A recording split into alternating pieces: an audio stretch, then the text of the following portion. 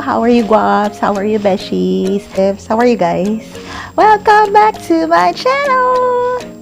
This is my second tutorial video, and so for this video, I will be teaching you more common words and phrases in Tagalog and Bisaya, and it's English translation, of course. And I will be adding a trivia about optometry, my profession. So, bring it on!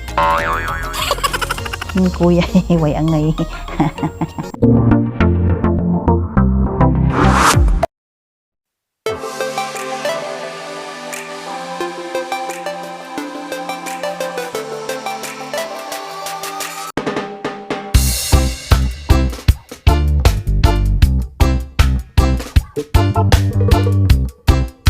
Number one, so how do you say yes and no?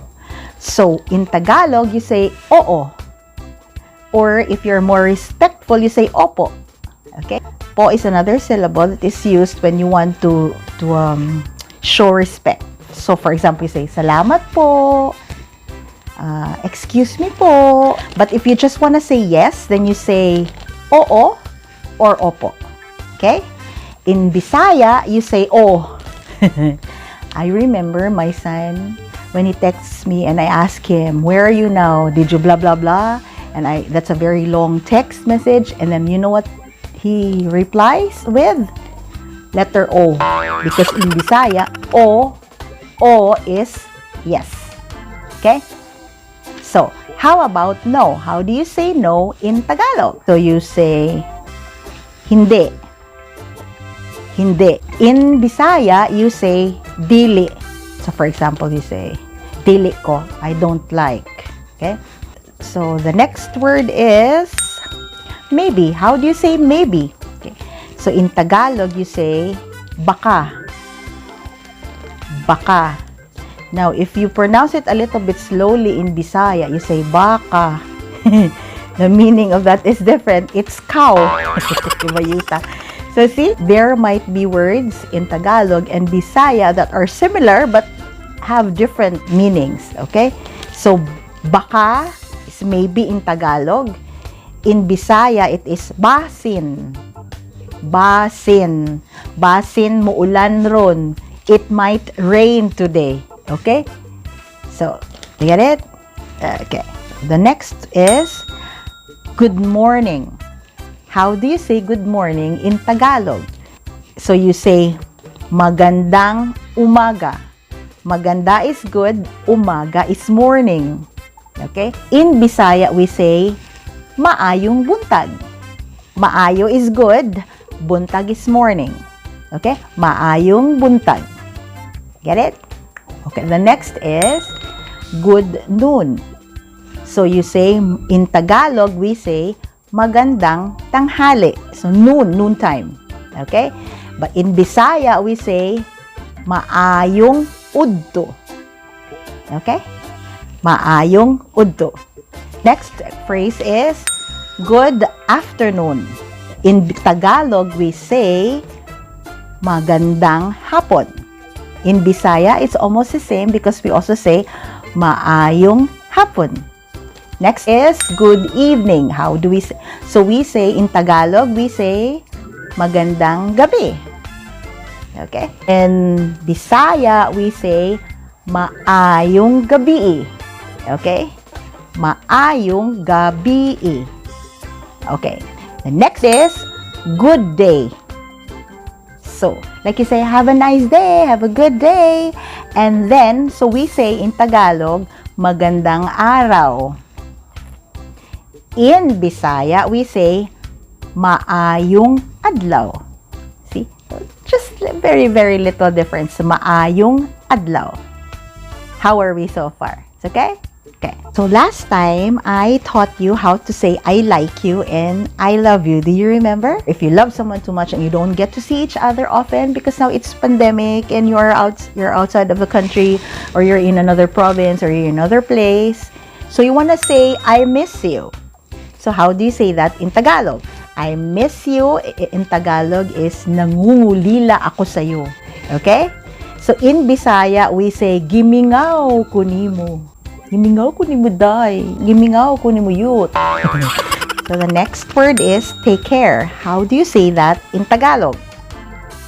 Ingat or ingat ka. Sweet, no? We always say like this, ingat ka, ingat. Mahal kita, I love you. Sup, sup. In Bisaya, we say amping. Amping, my love. Amping dong, amping day. Next word. How do you say girl or lady or woman in Tagalog? We say babae. In Bisaya, we say babay. Not babae, babay. Now, it can also mean babay. Okay, how do you say boy in Tagalog? Boy is lalaki. Lalaki. In Bisaya, we say lalaki still. Lalaki. Maybe in Tagalog, you say lalaki. In Bisaya, we say lalaki. Laki, man na siya. Okay, and then we have the gay. Gay in Tagalog is bakla or bading. Yeah? And in Bisaya, we say bayot. Bayot. Now, my favorite expression, I don't know where I got it from. I always say bayuta. Bayuta. Bayuta, because I don't know why I have funness for gay people. I find them very funny and very fun to be with.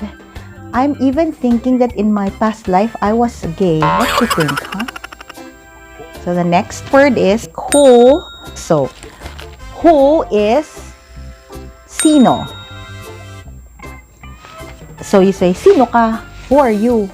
Sino ka? Who are you? Now, in Bisaya, sinuka is different. Sinuka in Bisaya is vomit. So, you do not speak to a Bisaya, sinuka.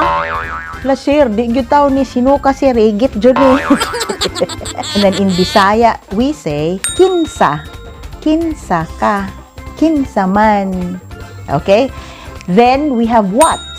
What in Tagalog is ano? Ano? Ano ang sinabi mo? What did you say? So, in Bisaya, we say, unsa? Naunsa ka, oy? Pag sure diha. The next one is, when. When. In Tagalog, that is, kailan. Or, appropriately said, it is kailan. But in slang, it's being said as kailan. Kailan ka uuwi? When are you gonna go home? Now, in Bisaya, we say, kanus-a. Kanus-a man ka mo ari. When are you gonna come? Next is where. Where? Sa Tagalog, saan? Saan ka na ngayon? Where are you now? I've been waiting here for 5 days. For Bisaya, we say, asa. Asa man ka. But asa in Tagalog is hope, to hope. Like this new expression that they have, lo, asa. Then we have why. Bakit in Tagalog, we say, bakit. Bakit mo ako iniwan? Why did you leave me? Bayuta. Anyway, in Bisaya, we say, ngano. Nganong gitiaw-tiawan man ko ni mo. Why did you make fun of me? Why did you leave me? So anyway, next is how. How in Tagalog is paano. Sometimes they shortcut it to paano. Paano na ako ngayon? Paano. In Bisaya, we say unsaon. Unsaon man ni nako pag uli nga wala man ko'y kwarta. How can I go home? I don't have money. Okay? So here's a short trivia about optometry, my profession. Did you know that nearsightedness is when you see near objects clearly but distant objects are blurry? Look at this picture. Let's say I'm near this horse. If I'm looking at the horse, it's clear, but when I look at the trees, they become very blurry. Did you know that the medical term for nearsightedness is myopia? And did you know that nearsightedness is also known as short-sightedness? And did you know that the lens used to correct myopia is a minus lens or a concave lens? You know, I'm nearsighted or myopic. My right prescription is minus 2.00. You don't say minus 200 because that's wrong. My left prescription is minus 1.25, which means my right eye is weaker than my left eye. Anyway, I hope to give you more trivia next time. Thank you for watching my video. Bye! Bye-bye. Please like, subscribe, and hit the notification bell for new videos. Thanks for watching. Bye!